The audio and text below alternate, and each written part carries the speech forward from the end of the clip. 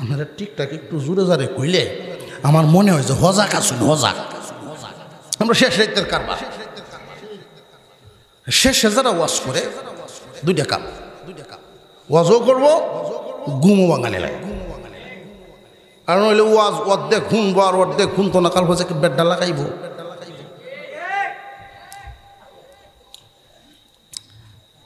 জমিন থেকে যা উৎপন্ন হয়, হয়তো ফল জাতীয় না হয় তরল জাতীয়। জমিন থেকে যত ফল উৎপন্ন হয় সমস্ত ফলের সর্দার ফলের নাম তিন ফল। ওয়াজ্জাইতুন, জাইতুন এটাও একটা ফল, কিন্তু এটা দিয়া তরল বের করা, তেল। এই জমিন থেকে যত উৎপন্নশীল তরল আছে সমস্ত শ্রেষ্ঠ তরলের, সব তরলের মধ্যে সর্দার তরলের নাম হইল জাইতুন। ওয়াত্তিনি ওয়াজ্জাইতুন। আল্লাহ পাক রব্বুল আলামিন বলেন, বান্দা জমিন থেকে যা উৎপন্ন হবে, উৎপন্নশীল ফল এবং তরল দুইটা সর্দারের নামে কসম। وصدق رسوله النبي الكريم ونحن على ذلك من الشاهدين والشاكرين والحمد لله رب العالمين اللهم صل على محمد وعلى آل محمد সবাই পরে একটু মস্ক হইল সাথে সাথে اللهم صل على محمد وعلى آل محمد كما صليت على إبراهيم وعلى آل إبراهيم إنك حميد مجيد اللهم بارك على محمد وعلى آل محمد كما باركت على إبراهيم وعلى آل إبراهيم إنك حميد مجيد حضرت سلمان فرسی رضی اللہ عنہ কওমি মাদ্রাসার উদ্যোগে আয়োজিত আজকের এই বার্ষিক ইসলামী সম্মেলনের শ্রদ্ধাভাজন সভাপতি সাহেব, উপস্থিত হযরত উলামায়ে কেরাম, মুরব্বিয়ানে আযম, সর্বস্তরের মুসলমান ভাইয়েরা, পর্দার আড়াল থেকে আলোচনায় শামিল দিনদার ইমানদার মুসলমান মা ও বোনেরা, আল্লাহ পাক রব্বুল আলামিনের দরবারে শুকরিয়া আদায় করি এই জন্য যিনি বিনা দরখাস্তেই আমাদেরকে আশরাফুল মাখলুকাত মানুষ বানাইছেন, সৃষ্টির সেরা মানব কুলে জন্ম দিয়েছেন। এজন্য বলি আলহামদুলিল্লাহ। আল্লাহ যদি চাইতেন একটা কুকুরও বানাতে পারতেন। ঠিক আস্তে কোহনা রোজ এটা তো মানুষ বুঝবো না যে না ওয়াজ লোক আছে। আর নইলে আপনারা আওয়াজ যদি না থাকে, আর যারা গেছে গাবাদি হেরা করবো না কামড়া বালাই করছি টুকছি না। আর আমরার আওয়াজ যদি তার বাড়ি পর্যন্ত যায়, নিজের মনেও আফসোস আইব আয়া ভুল করছি, আর সাথেও বিবি সাহেবের যন্ত্রণাও ভুগব। তুমি জীবনে আর মানুষ হইলে না, মাঠ বড়া মানুষ তুমি আসছো। মহিলা মা বোনদেরকে অনুরোধ করব, আমরা দোয়ার আগে যদি কেউ জায়গা বাড়ি দোয়ার করলে দেন না, বাড়িতে ঘুরতে থাক। কোরআন হাদিসের এক মজলিস, আলেমুল আমাদের মাহফিল, এমনি 91 সাত দুহানো 4 ঘন্টা 6 ঘন্টা সময় নষ্ট করে। কোরআনের মজলিস হয়েছে একটু বসবে না, এর জন্য কিছু মশার কামড়ার সাজার দরকার। আমি আমাদের মহব্বতের মানুষ এখনো যারা রাস্তাঘাটে আছে, দোকানপাটে, লম্বা সময় আলোচনা আপনারা শুনছেন, শেষ পর্যায়ে আপনাদের সামনে এসে হাজির হয়েছি। হাতে গোনা কয়েকটা কথাই বলবো। আমরা যে আল্লাহ মানুষ বানাইছেন, অন্য কোনো প্রাণী বানান নাই, কিন্তু ইচ্ছা করলে তিনি পারতেন না পারতেন না। আর এই মানুষ যে আল্লাহ বানাইছেন, আমরা কোনো দিন দরখাস্ত করছি না, দয়া করেই বানাইছেন। মানুষ বই না, মানুষ হইয়া যে সৃষ্টি হলাম, মানব রূপে জন্ম নিয়ে আমরা কি পাইলাম, আর পশু রূপে যদি জন্ম হইতো তাহলে কি হারাইতাম। আল্লাহ তো ইচ্ছা করলে একটা পশু বানাইতে পারতেন, না বানাইয়া তিনি দয়া করে মানুষ বানাইছেন। এতে কি পাইলাম? আল্লাহ পাক রব্বুল আলামিন আমাদের জন্য যা কিছু বানাইছেন, সৃষ্টি জগৎ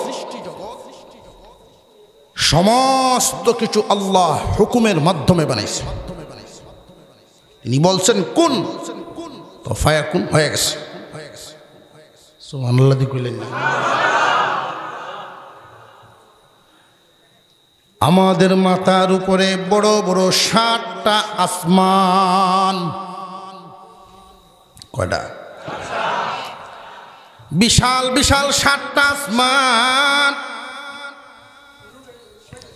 প্রথম যেই আসমানটা আমরা দেখি, স্থির পানি দ্বারা আল্লাহ বানাইছেন। দ্বিতীয় আসমানটা তামা দ্বারা বানাইছেন, তৃতীয়টা লোহার, চতুর্থটা রূপার, পঞ্চমটা স্বর্ণের, ষষ্ঠটা ইয়াকুত পাথরের, সপ্তম আসমান তিনি বানাইছেন নূর দ্বারা। মেস্তুরি লাগে নাই, তিনি শুধু হুকুম দিছেন কুন, তো ফায়াকুন হয়ে গেছে। বিশাল বিশাল সাগর, বিশাল পাহাড়গুলো, চাঁদ সূর্য নক্ষত্র দিয়ে আসমান সাজাইছেন, গাছপালা বৃক্ষরাজ দিয়ে জমিন সাজাইছেন। এই বৃক্ষরাজির লতা পাতা একটা পাতার সাথে আরেকটা পাতার ডিজাইনের মিল নাই। মহান আল্লাহর পবিত্রতা স্বীকার করি যে সৃষ্টি কোনো ভুল নেই, নিখুঁত নির্ভুল ভাবে আল্লাহর হুকুমে সব হয়েছে। জবান খুলে বলি সুবহানাল্লাহ। সাথে সাথে একটা ঘর বানাইলেই কত ভুল ধরা পড়ে। আর এই আকল লইয়া, এই শক্তি লইয়া কত বাহাদুরি। দুনিয়ার জমিনে আমরা অনেক কিছু দেখি আর দেখি না, সব বানাইছেন মহান আল্লাহ পাক হুকুমের মাধ্যমে। কিন্তু এই যে 3.5 হাত বডির মানুষটা মহান মাওলা হুকুম দিয়া বানান নাই। ইচ্ছা করলে হুকুম দিলে হুকুমে হইতো না।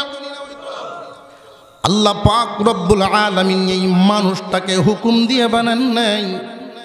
মানুষ বড় আল্লাহ পাকের প্রিয় এক সৃষ্টি, মানুষ বড় শখের, মানুষ বড় আদরের। মহান আল্লাহ পাক কুদরতি হাত লাগায়া 9 মাস সময় লাগাইয়া আস্তে আস্তে ধীরে ধীরে মানুষের বডি নিজে কুদরতি হাত দিয়া বানাইছে। আল্লাহ মানুষ কান বানাইয়া ঘোষণা দিলেন, ওয়াত্তিনি ওয়াজ্জাইতুন ওয়াতুরি সিনিন ওয়া হাযাল বালাদিল আমিন লাকাদ খালাকনাল ইনসানা ফি আহসানি তাকবীম। তিনের কসম, জাইতুনের কসম, তুরে সায়না বালাদিল আমিনের কসম। নিশ্চয়ই নিশ্চয়ই কয়বার? এর ভিতরে আরেকবারও আছে। নিশ্চয় নিশ্চয় মানুষকে আমি সৃষ্টির সেরা সুন্দর করে বানাইলাম।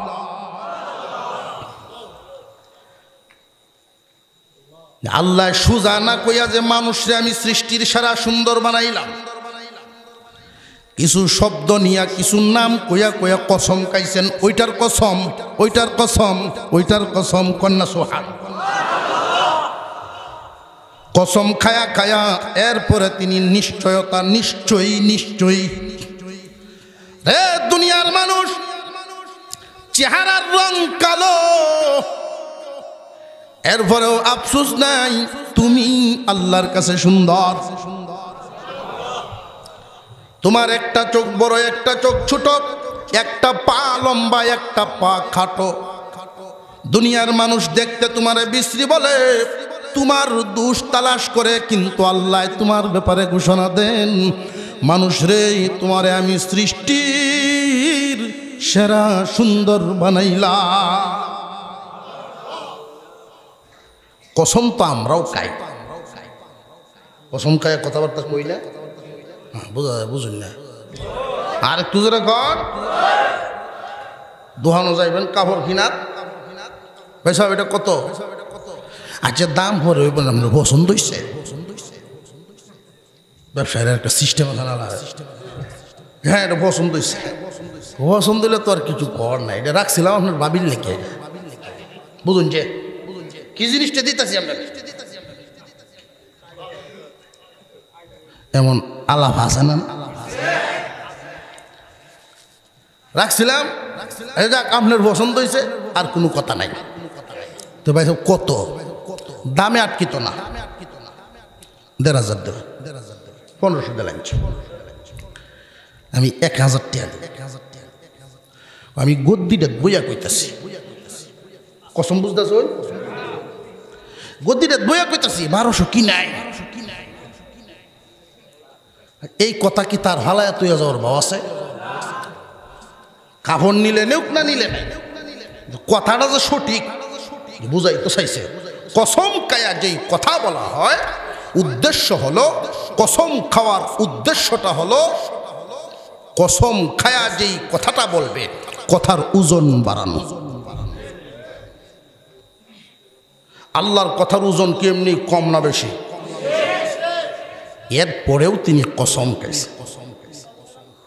মানুষ কসম খায়া খায়া নিশ্চয় নিশ্চয় বইলা আল্লাহ বলেন তোমার সৃষ্টির সেরা সুন্দর করে বানাইছে। তুমি সুন্দর, বুঝে আইয়া না অনেক সময়, কারণ বেডোহামন কৌতূহলী অন্তর হইলে হইতেও পারে, নাও হইতে, বুঝে আইয়া না কি ভাই হইল। আল্লাহর কথা সব মানি, সব সত্য, কিন্তু বুঝি না। আরো জোরে কর। আল্লাহ যে কসম খাইলেন এটা আগে একটু লক্ষ্য করি। যেই ব্যক্তি ব্যবসায়ী গদ্দির কসম যে খাইছে, গদ্দির দাম ব্যবসায়ীর কাছে আছে না নেই? যেই লোকে যেই বস্তুর কসম খায় তার সবচেয়ে দামি বস্তুর কসম তাই খায়। মহিলা মা বোনরা অনেক সময় কসম খায়, মহিলারা বেশি কসম খায় কোরআনের নইলে হুলাভানের। আর একটু জোরে কর, মনে হয় ঘুমায় আসছে, অসুবিধা নেই। কাহিনী না খায় না আমার আবু দুবটিস কসম জায়েজ না না জায়েজ আমি কিন্তু মাসালার আলোচনা করছি না হয়নি না হয় না অর্থাৎ তার কাছে সন্তান দামি দামি বস্তুর কসম আল্লাহ পাক রব্বুল আলামিন উনিও তো কসম খাইলেন মানুষেও কসম খায় সবচেয়ে যেই কথাটা উদ্দেশ্য বোঝানো এটা হইল কেউ কোনোদিন কম দামা বস্তুর কসম খায় না এই হায়াতে কেউ শুনছেন যে জুতার কসম খাইছে কেউ আছে এরকম والتين والزيتون وطور سينين وهذا البلد الأمين আয়াত 3 কানা কসম 4 শব্দে আল্লাহ যে কসমগুলো খাইছেন চিন্তা করে বুঝতে হবে এই 2-4টা কথা কসম খাইতে গিয়ে আল্লাহ পাক জমিনটারে যে ধরলেন জমিনটারে যে ধরছেন কসম খাইতে গিয়া ওয়াতিন তিন একটা ফলের নাম জমিন থেকে যত ফল উৎপন্ন হয় আমরা আম খাই কাঁঠাল খাই লিচু কমলা আপেল খাই কত কিছু আছে না নাই জমিন থেকে যত ফল উৎপন্ন হয় মুফাসসিরিনে কেরাম বলেন আল্লাহ পাক 3 ফলের কসম খায়া বুঝায়া দিলেন জমিন থেকে হয়তো সুস্বাদু হতে পারে হয়তো দামি হতে পারে কিন্তু আল্লাহর কসম দ্বারা বুঝায়া দিলেন জমিন থেকে যত ফল জাতীয় বস্তু উৎপাদন হয় সবচাইতে শ্রেষ্ঠ ফলের নাম 3 ফল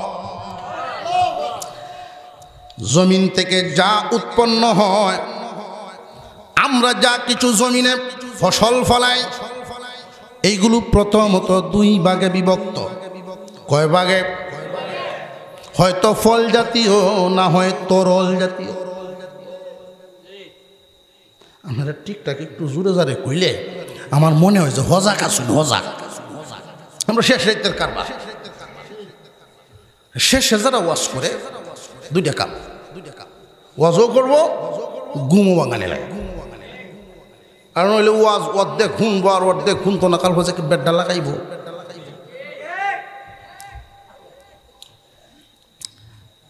জমিন থেকে যা উৎপন্ন হয় হয়তো ফল জাতীয় না হয় তরল জাতীয়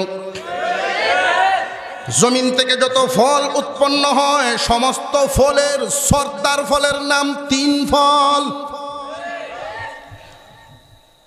ওয়াজাইতুন জাইতুন এটাও একটা ফল কিন্তু এটা দিয়া তরল বের করা তেল এই জমিন থেকে যত উৎপন্নশীল তরল আছে সমস্ত শ্রেষ্ঠ তরলের সব তরলের মধ্যে সর্দার তরলের নাম হইল জাইতুন والتين والزيتون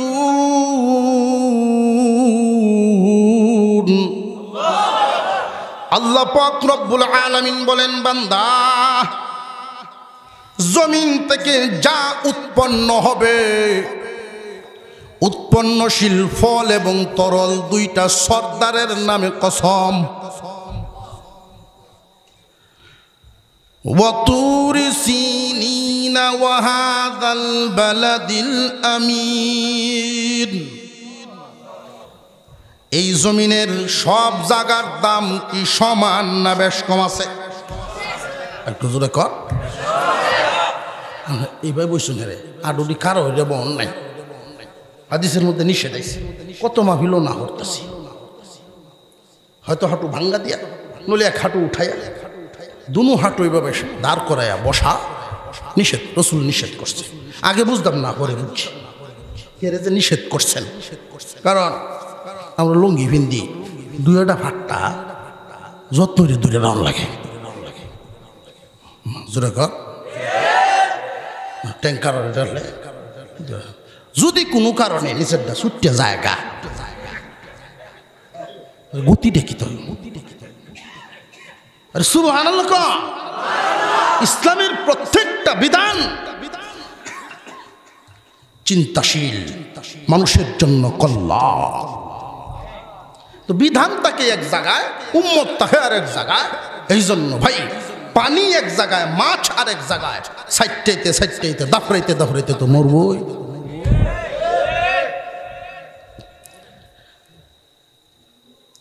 দুনিয়ার জমিনের সমস্ত জায়গার সম্মান সমান না, দাম সমান না।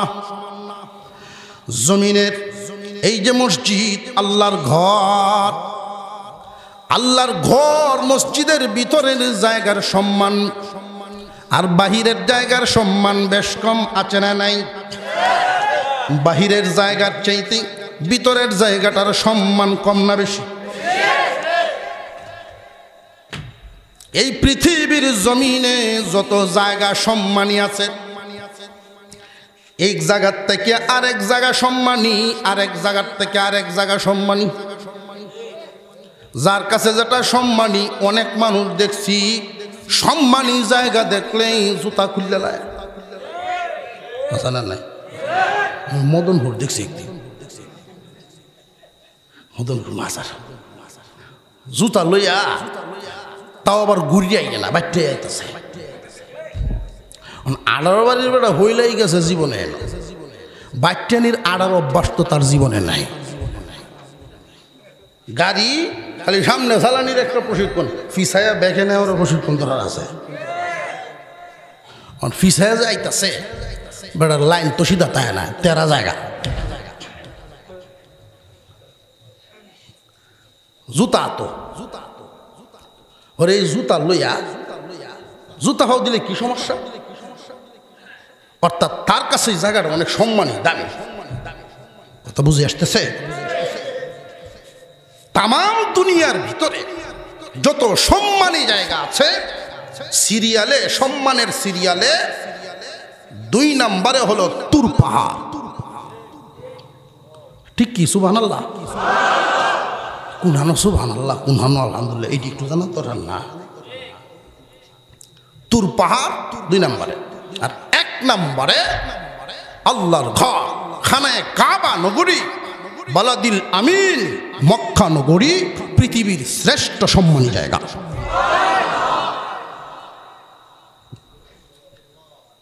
কথা বুঝে আসতেছে? আল্লাহ পাক রব্বুল আলামিন বুঝায় দিলেন, বান্দা জমিন থেকে যা উৎপন্ন হয় 2টার নাম নিলাম, একটা ফল আর একটা তরল, 2টা সর্দার। তাহলে ডেঙ্গা, টমেটো, শসা সব এটির ভিতরে আছে না? সমস্ত তরলের সর্দার, সমস্ত ফলের সর্দার। এবার সম্মানের দিক থেকে 1 নাম্বার এবং 2 নাম্বার। এই 1 নাম্বার আর 2 নাম্বার কেন? জমিন সব জায়গা কি একরকম না? উঁচা নিচা আছে। জমিনের কোন জায়গা সমতল, কোন জায়গা পাহাড়। যত পাহাড় আছে জমিনে, সমস্ত পাহাড়ের মধ্যে শ্রেষ্ঠ সম্মানী পাহাড় তুর পাহাড়।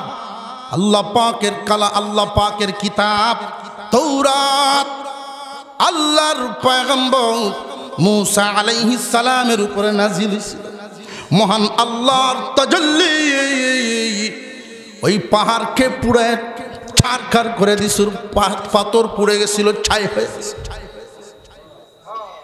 সম্মানী হয়ে গেছে। উঁচা যত পাহাড়, এর মধ্যে শ্রেষ্ঠ পাহাড়ের সম্মানী পাহাড়ের নাম কি? আরো জোরে কন।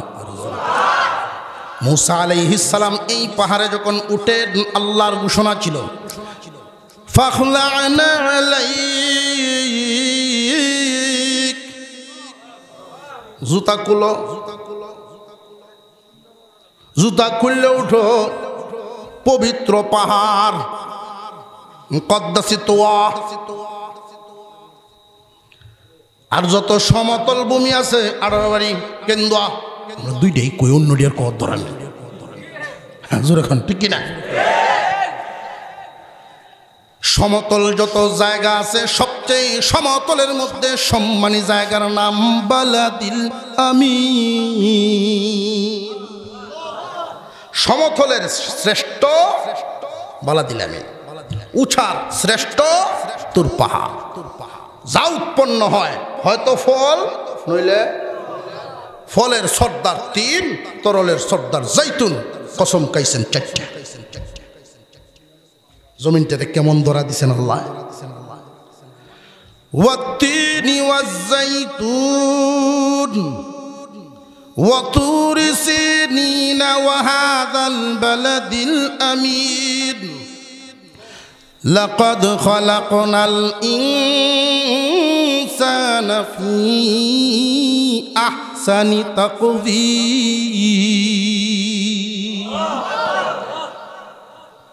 বান্দারে এতগুলো কসম খায় আমি ঘোষণা করলাম, সূর্যের গায়ে যেন কোনো সময় গরিমা না আসে,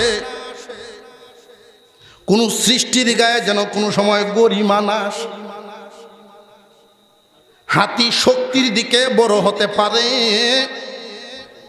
কিন্তু তোমার সামনে গরিমা দেখাইতে পারত না। সমস্ত সৃষ্টির মধ্যে আমি আল্লাহ তোমারে সুন্দর করে বানাইছি। এখন প্রশ্ন হলো, আল্লাহ এত সুন্দর করে কুদরতি হাত লাগায় আমরারে বানাইছেন, অন্য কোনো প্রাণী যদি হইতাম এই নিয়ামত কি পাইতাম? আরো জোরে কর। এখন কি একটু শুকরিয়া আদায় করুন যাইব নি যে মানুষ যে হইতাম পারছি? ওহন গিয়া এরপরেও মিটার উঠছে না জায়গা। এটা আওয়াজটা আমরা উঠি মানুষ একসাথে আওয়াজ দিলে খাল বলা বাজারের গুণতুট্ট না। আমরা সকলে একসাথে বলি আলহামদুলিল্লাহ। আশেপাশে কেউ ঘুমোতাল আমরা একটু দূরে যাই, আরো তো 15-20 মিনিট তো চলতাম। কবরের আলাপটি রয়েছে না। এই যে এত সুন্দর করে বানাইছেন, অন্য কোনো প্রাণী হইলে এই নিয়ামত পাইতাম না। আলোচনা লম্বা নয়, এত সুন্দর করে এত আদর করে যে বানাইছেন দুনিয়ায় রাখার জন্য, না দুনিয়া থেকে বিদায় হইতে হইব। এই দুনিয়ায়ও কিন্তু আমাদেরকে রাখবেন না। এখন বুঝতে হবে এত সুন্দর করে আল্লাহ কেন বানাইছেন। ইয়া রাব্বাল আলামিন, কোনো কিছু এই দুনিয়ার জমিনে আটকে থাকে নাই, আপনি হুকুম করছেন হয়ে গেছে। আমার এত সুন্দর করে বানাইলেন, এত নাজ নিয়ামত দিলেন, প্রভু গো কেন গো এত সুন্দর করে বানাইছেন? জানতে বড় মনে চায়, জানতে যে বড় মনে চায়। আল্লাহ পাকের আল্লাহর পছন্দের যত আকৃতি আছে সবচেয়ে উত্তম পছন্দের আকৃতি মানব আকৃতি। এই আকৃতি দিয়ে আল্লাহ মানুষটারে এত সুন্দর করে বানাইছেন। কেন বানাইছেন? আল্লাহ পাক রব্বুল আলামিন এক আয়াতের মধ্যে বলেন, ইল্লাল্লাযীনা আমানু ওয়া আমিলুস সালিহাতি ফালাহুম আজরুন গায়রু মামনুন।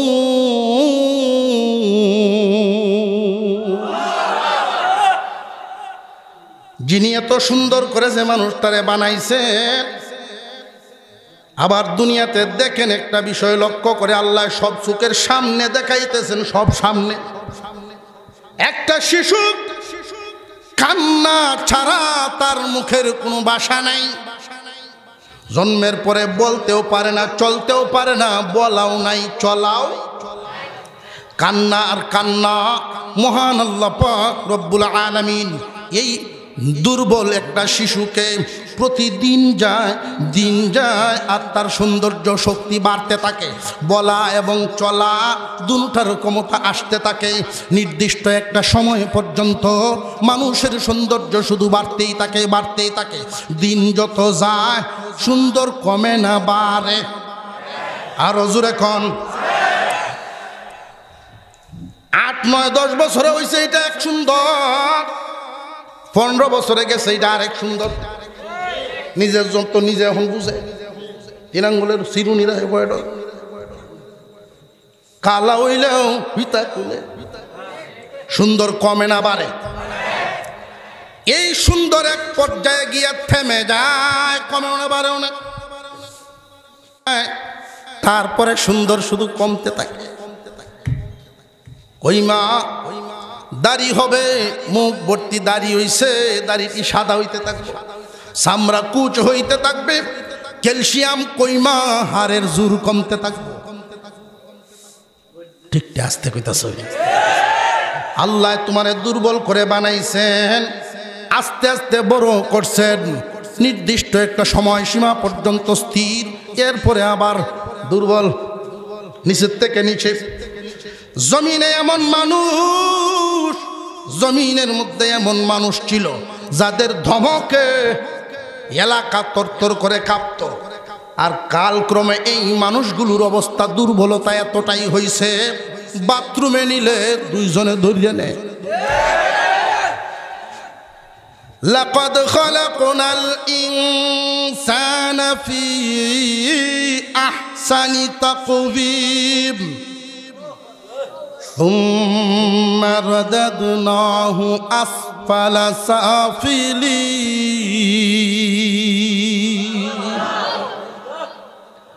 আল্লাহ বলেন, মহান আল্লাহ বলেন, মানুষকে আমি সৃষ্টির সেরা সুন্দর করে বানাইছি। এই মানুষ সুন্দর জন্মের পর থেকে নিয়ে সুন্দর হইতেই থাকে, হইতেই থাকে, হইতেই থাকে, থাইমা গিয়া আবার দুর্বল। ঠিক না বেঠিক? আল্লাহ যদি ইচ্ছা করতেন কমানোটা আটকায়া দিতে পারতেন না, পারতেন না। আমি সুন্দর বানাইছি, সুন্দরে তাকে বিশ্রী হওয়ার হুকুম নাই, বিশ্রী হওয়ার দরকার নাই। আমার কোন বান্দা বুড়া হইতো না। আল্লাহ ইচ্ছা করলে বুড়া না বানায়া রাখতে পারতেন না, পারতেন না? এই ক্ষমতা আল্লাহর আছে না নাই? কেন বানাইলেন? কেন দুর্বল বানাইলেন? আল্লাহ বুঝায়া দিলেন, বান্দারে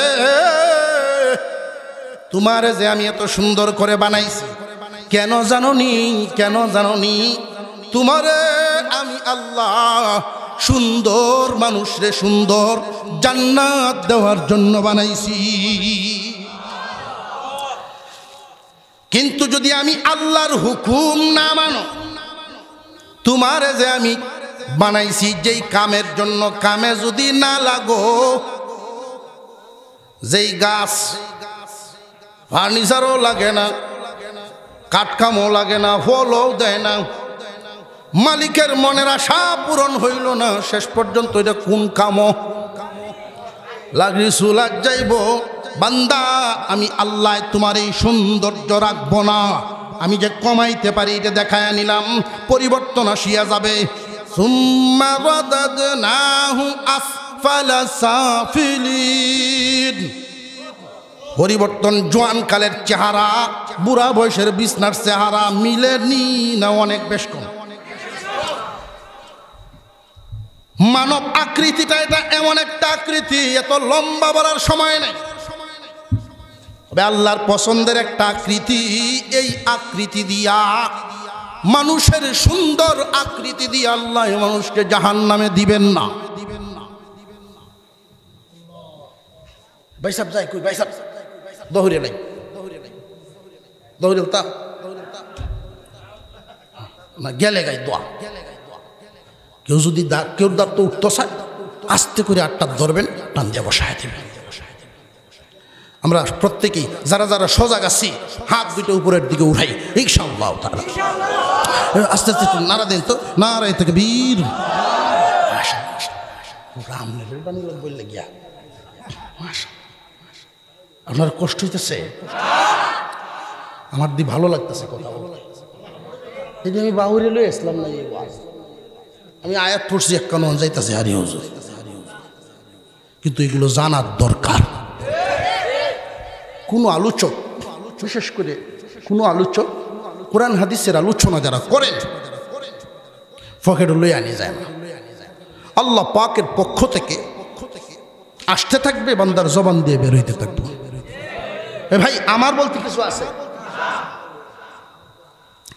আলহামদুলিল্লাহি রাব্বিল আলামিন।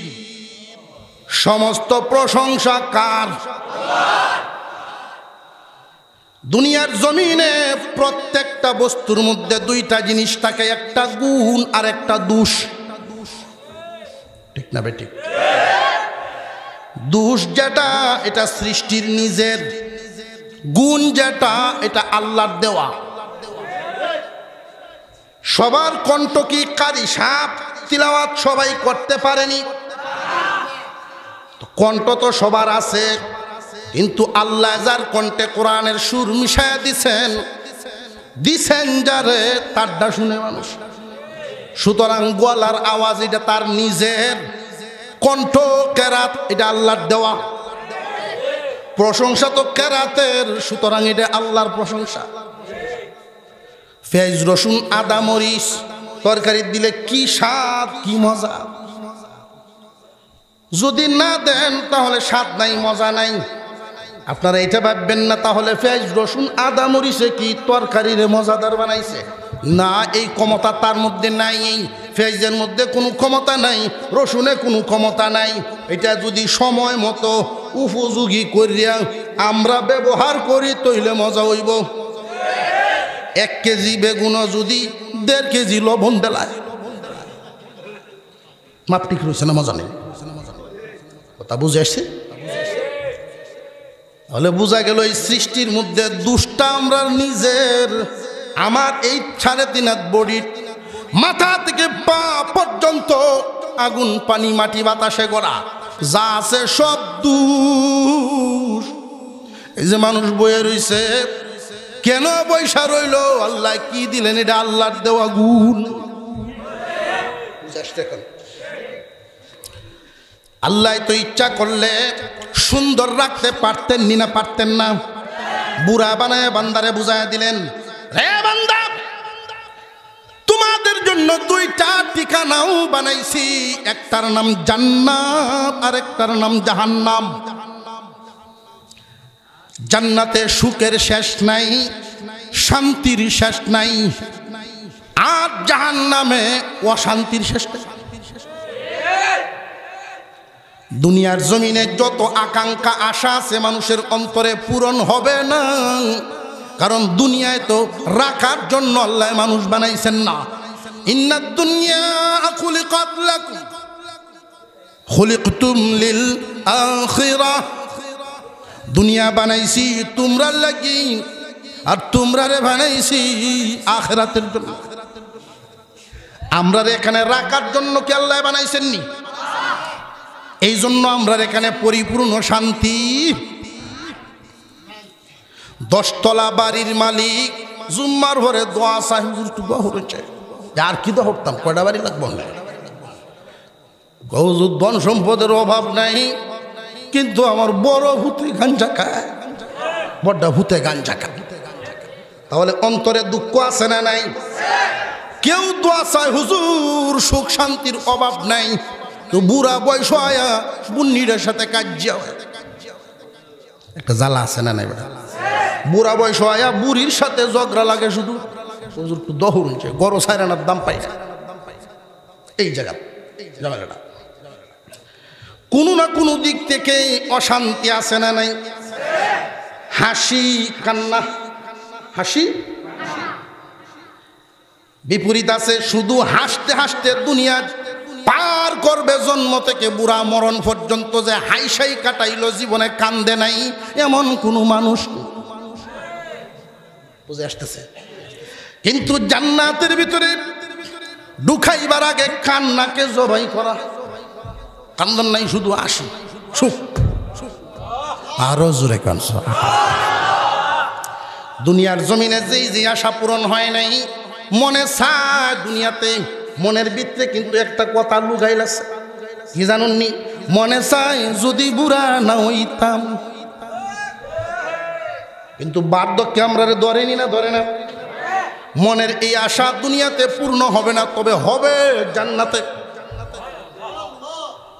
মনের ভিতরে একটা কথা লুকাইল আছে, এটা হইল কোন রোগে যদি আমার না ধরত, কিন্তু দুনিয়াতে কি এটা কি সম্ভব? এটা সম্ভব করার জন্য আল্লাহ এক জায়গা বানাইছেন, জায়গার নাম আরো জোরে কোন।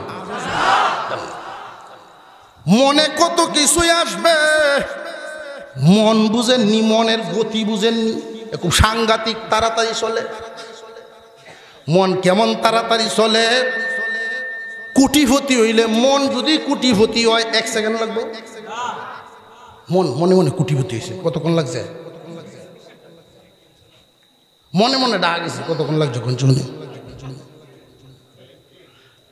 আমি এমনি মজা করি একদিন, অর্থাৎ আমরা যখন গাড়িতে চলি খেয়াল রাখি ড্রাইভারের গতিবিধিটা। যদি দেখি যে তার মধ্যে একটু তন্দ্রার বাবাইতেছে, তখন ঘুমরা তো দূর লাগবো, তখন তার কথাবার্তা কয় একটু হাসি খুশিতে রাখলে ঘুম শেষ। আমি তারে জিগাইলাম, এই আমি তো মনে মনে কইতাছি গ্রামের ছোট বড় ধনী গরিব যা আছে, নারী পুরুষ, ঈদ উপলক্ষে সবাই রে কাপড় দিই। কি কইতাছি মনে মনে কইতাছি। এখন তো হ্যাঁ যে একটু ঘুমের ভাব আছে, দেখলাম এমনি একটা ব্রেক মারি গেছে, কইলাইনটা কি তার নেই, ঘুম গেছে, এক কথায় ঘুম নাই। আমি কত লাখ দফারে তুই একটা অনুমান করছে, হের মাথার যে হিসাব ডাইছে, এই হিসাবটা গুরান দিয়ে মাথার থেকে বাইর হইতে আমার কাছে অনুমান হয়েছে 5-6 ঘন্টার ভিতরে ঘুমারি নাইতো না।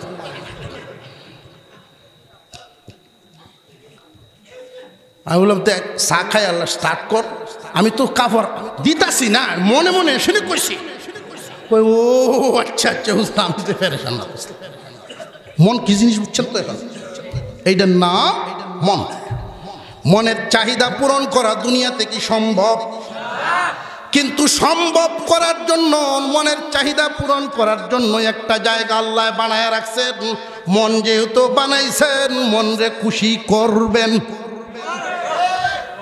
মন যেহেতু বানাইছো, মন রে খুশি করো। জায়গা বানায় রাখছেন, তার নাম জান্নাত।